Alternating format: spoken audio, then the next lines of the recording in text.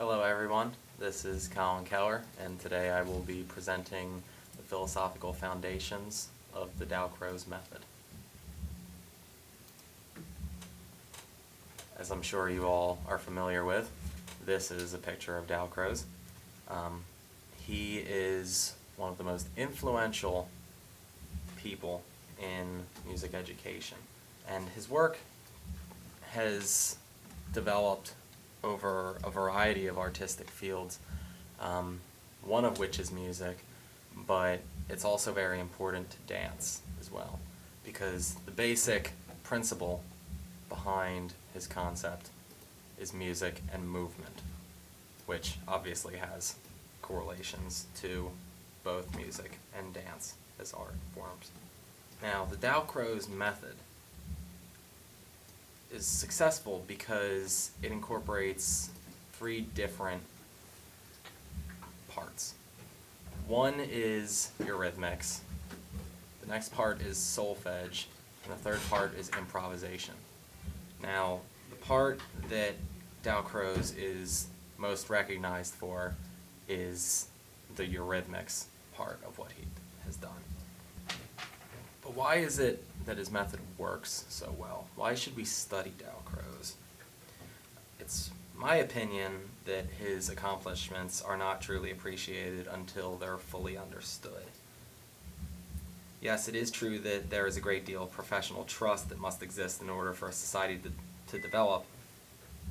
Many scientists, for example, use Einstein's equation E equals mc squared, despite the fact that many of them do not truly understand it. Likewise, the principles that Dalcroze proposed are being handed down from one generation of music educators to the next in a relatively quick manner due to the simplicity of teaching much of his concept. However, under these circumstances, there is a lot of room for misunderstanding. And in order to truly understand the magnitude and scope of his work, one must truly take the time to understand the philosophical implications and foundations of what he is saying and doing. In this presentation, the philosophical underpinnings of the Dalcroze method will be explored from the philosophical perspective in order to show that the method is very sturdily grounded within a specific philosophical framework, to determine why the method is constructed in that way that it is, and then to extrapolate and interpret in order to assess the validity of the method. Now, one doesn't actually really need to look any further than the writing of Dalcroze himself. He was very prolific. One of his books, Rhythm, Music, and Education, I feel has an important quote that summarizes much of the principles behind his method. Human gesture and its orchestration conform to elementary principles of nature, dynamic, and agogic, which it is absolutely necessary to understand before one is justified in formulating a decision as to their artistic worth. Criticism of a work or its interpretation, insofar as these are the direct product of emotion and temperament, can only be of relative value. On the other hand, that which is the result of intellectual qualities, sense of form, intuition of dynamic or rhythmic effects, can be analyzed. What this means is that Dalcroze has established himself as a believer that meaning can be found through objective thought based on reason, rather than subjective thought based on impression.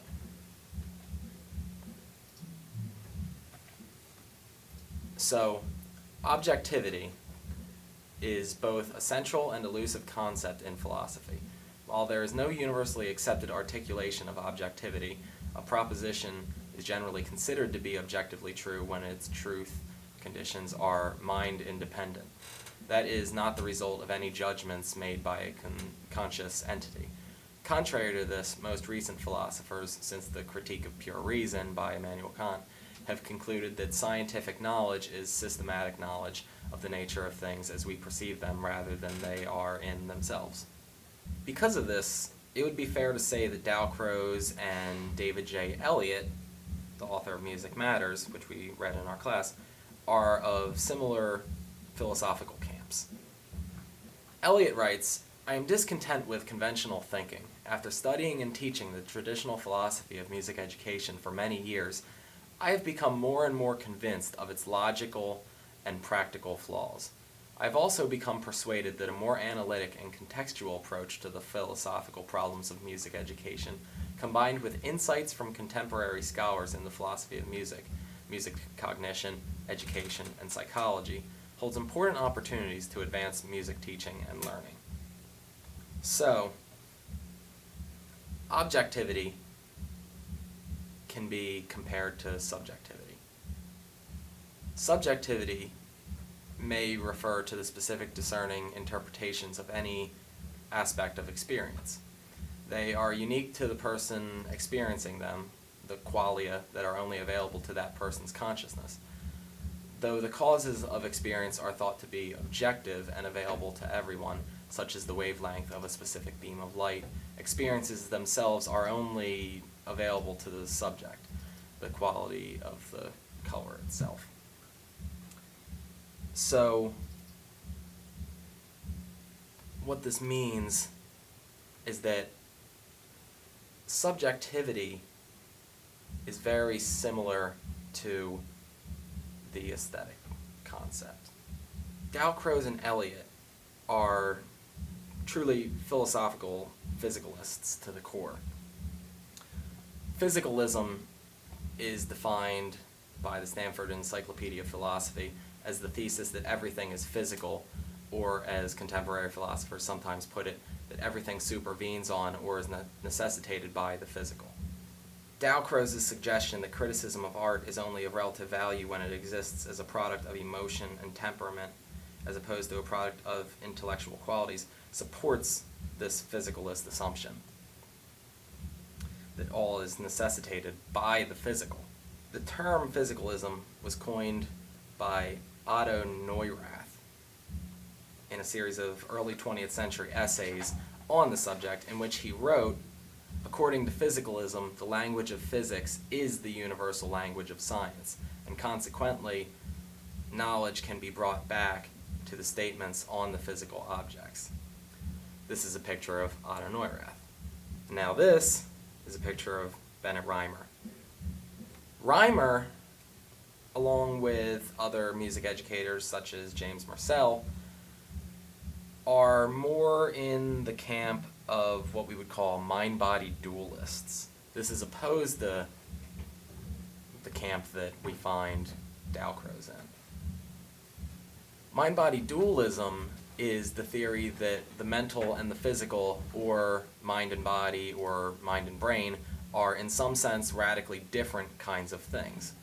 The philosophical outgrowth of dualism is the aesthetic concept, which I mentioned before is connected to the subjective.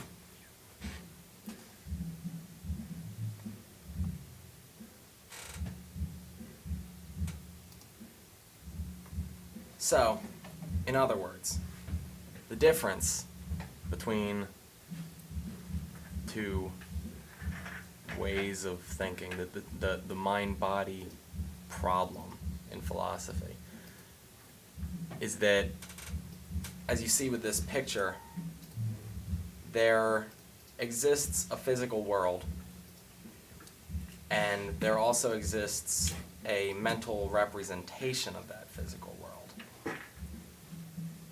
Now, the way that the objective, as we could kind of call it, physical world is interpreted and perceived goes through our brains, through our minds. Because of this, and because of personal uniqueness and individuality, a lot of times what happens is that subjective opinion of objective reality varies from person to person.